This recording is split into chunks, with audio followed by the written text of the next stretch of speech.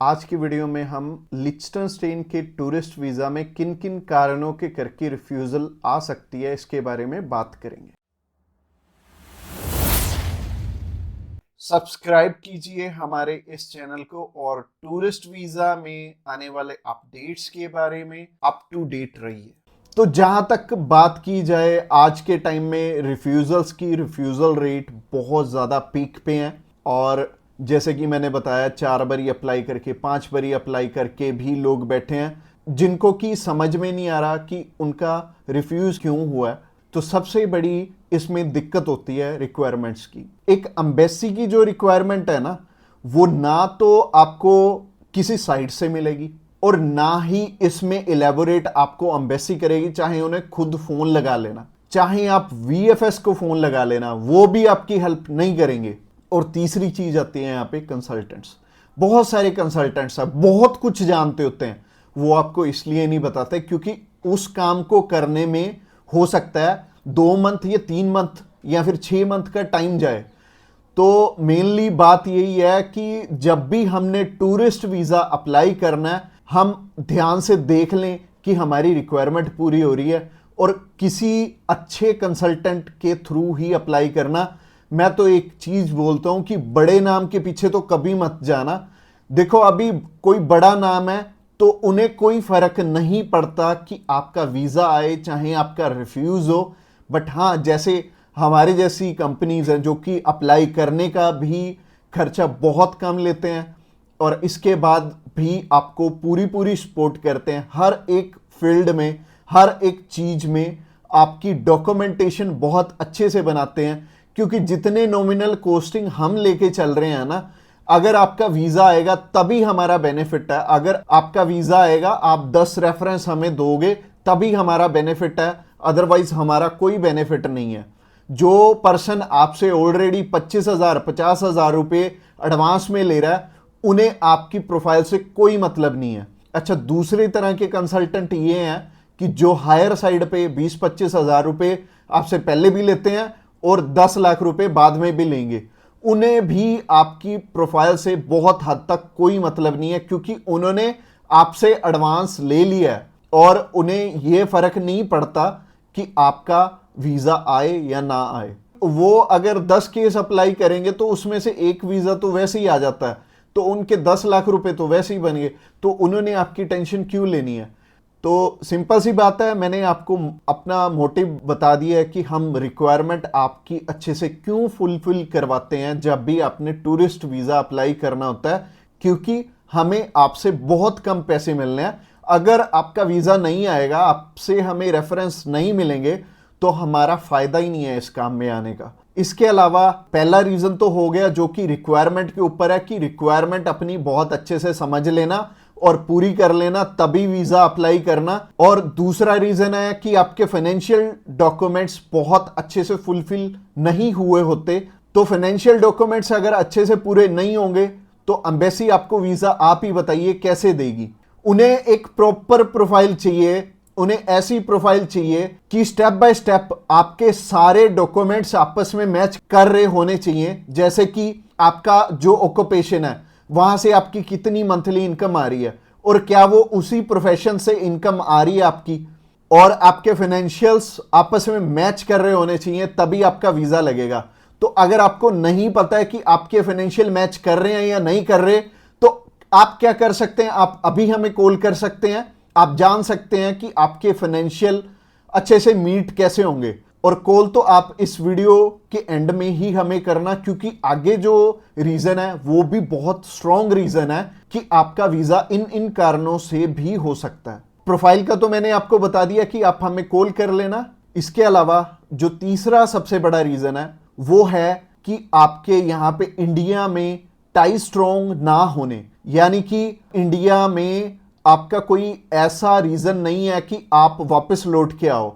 जैसे कि मैरिड है अगर कोई, तो उनकी वाइफ उनका रीजन बनती है वापस आने का, और अगर कोई अनमैरिड है उसको थोड़ी सी प्रॉब्लम ही आती है। बट इसका भी सोल्यूशन है कि आप बेटर है, अगर आप 20-21 साल के हो, 22 साल के हो, तो बाहर जाने के लिए मैरिज तो करोगे नहीं, तो कर क्या सकते हो, आप अपनी मम्मी या फिर अपने पापा में से किसी एक जने को अपने साथ में अप्लाई करवा लो।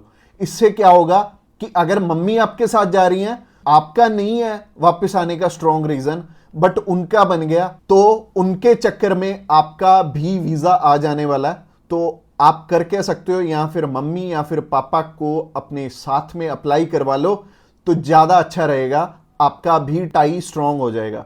तो तीसरा रीजन हो गया। रीजन नंबर 4 की तरफ बढ़ते हैं। और जो चौथा रीजन है वो ये रीजन है कि आप यहां पे घूमने के लिए जा रहे हो, आपका पर्पस मैटर करता है। जब आप कवरिंग लेटर बना रहे हो तो कवरिंग लेटर ये तो आपके हाथ में नहीं है, ये तो आपके कंसल्टेंट के हाथ में है कि आपका पर्पस बहुत ज्यादा स्ट्रांग होना चाहिए, तभी आपको एक कंट्री वीजा देगी। और वीजा उन्हीं को मिलेगा, लाखों लोग अप्लाई करते हैं जिनका की एक पर्पस होगा, जिनका एक कारण होगा बाहर जाने का। वीजा सिर्फ उन्हें ही मिलने वाला है जिनका एक रीजन बहुत ज्यादा स्ट्रांग होगा। तो रीजन बहुत ज्यादा आपका स्ट्रांग बनाएंगे अगर आप हमारे थ्रू अप्लाई करेंगे। तो ये चौथा कारण था आपका वीजा रिफ्यूज होने का। और ये 4 कारण ही हैं जो सबसे बड़े रिफ्यूजल के आपके चांसेस बनते हैं। जिन कारणों के पीछे ये चारों चीजें अपनी ठीक कर लो।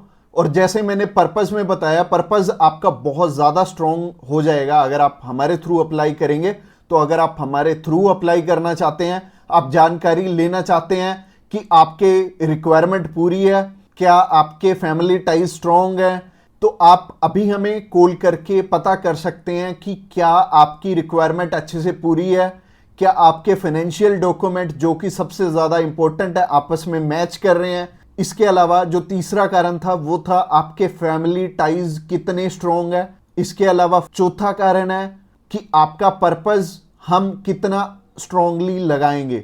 इसके ऊपर आपका वीजा डिपेंड करेगा। और वीजा चाहे आप फर्स्ट टाइम अप्लाई कर रहे हो, चाहे ऑलरेडी आपके 1 रिफ्यूजल है, 2 है, 3 है, 4 है, जितनी मर्जी आपकी रिफ्यूजल्स हैं, मैटर नहीं करती। हमारे पास बहुत सारे लोग आते हैं। एक पर्सन का हमने अप्लाई करके दिया था और उनका टोटल 12 बार रिफ्यूज था, 13th टाइम उनका वीजा आया था। और मोस्टली लोग 1 बारी, 2 बारी, 3 बारी, तो बहुत सारे लोग रिफ्यूज होते हैं। कई लोग तो 4-4, 5-5, 6-6 बार रिफ्यूज होते हैं। इवन उन्हें ये नहीं पता लगता कि हम करें तो करें क्या। वीजा तो हमें लेना है, और लेना भी बिल्कुल सही मायने में है, एक्स्ट्रा पैसे दे के नहीं लेना, एक बिल्कुल नॉमिनल चार्जेस में ही अप्लाई करवाना है किसी से। तो उस कारण में वो ट्रैवल हिस्ट्री वाली साइड भी जाते हैं। तो ट्रैवल हिस्ट्री वाली साइड मैं तो बिल्कुल नहीं बोलूंगा कि आपको ट्रैवल हिस्ट्री बनानी चाहिए, क्योंकि इस टाइम एयर टिकट्स ही इतनी महंगी हैं कि अगर आप एक कंट्री में भी ट्रैवल करते हैं तो आपका 70 से 80 हज़ार रुपये लग जाते हैं। इसके अलावा अगर आप 3-4 कंट्रीज में ट्रैवल कर लिए तो आपके 3-4 लाख रुपए खराब हो जाने वाले हैं। और जैसे कि मैंने आपको पर्पस वाली वीडियो में बताया था, 15 से 16 हज़ार रुपये में आप हमारे थ्रू अप्लाई कर लेंगे और आप कम से कम 3 लाख रुपए में अपना 20 बारी अप्लाई कर पाओगे। तो ट्रैवल हिस्ट्री पे बिल्कुल भी पैसे मत लगाना। इसके अलावा अगर आप हमें अभी कॉल करना चाहते हो, कॉल कर सकते हो नीचे दिए गए नंबर पे। और इसके अलावा आप हमें व्हाट्सएप पे भी मैसेज कर सकते हो। व्हाट्सएप पे मैसेज करने के लिए डिस्क्रिप्शन बॉक्स में लिंक है, उस लिंक पे क्लिक करते ही आप हमें मैसेज सेंड कर पाएंगे और हम भी आपकी inquiry as soon as possible हम लेने वाले हैं। और हमारी टीम्स ऑफ एक्सपर्ट्स हमेशा रेडी है और वो सारे टीम मेंबर्स को पर्सनली मैंने ही ट्रेंड किया हुआ है और आपकी हर एक ज़रूरत को वो समझेंगे और फिर उसी अकॉर्डिंग आपको गाइड करेंगे। और आपको बिल्कुल भी टेंशन नहीं लेनी, जब भी आपने वीज़ा अप्लाई करना है आप हमारे थ्रू ईजिली कर सकते हैं। अगली वीडियो हमारी सी टाइप के वीज़ा के ऊपर रहने वाली है कि सी कैटेगरी में बहुत सारे हमारे पास ऑप्शन होते हैं अलग अलग, जिनके थ्रू की वीज़ा अप्लाई करने में हमारा पर्पस बहुत स्ट्रॉन्ग हो जाता है। तो सी टाइप में जैसे कि बिजनेस वीज़ा हो गया, स्पोर्ट्स वीज़ा हो गया, कल्चर वीज़ा हो गया, मेडिकल वीज़ा हो गया, तो ये सारे वीज़ा के बारे में हम बात करने वाले हैं, जो कि हमारी नेक्स्ट वीडियो रहने वाली है। तो आपने क्या करना है, हमारी नेक्स्ट वीडियो को भी जरूर ध्यान से देखना। Thanks a lot for watching this video till the end, और मिलते हैं किसी बढ़िया सी वीडियो में नेक्स्ट टाइम।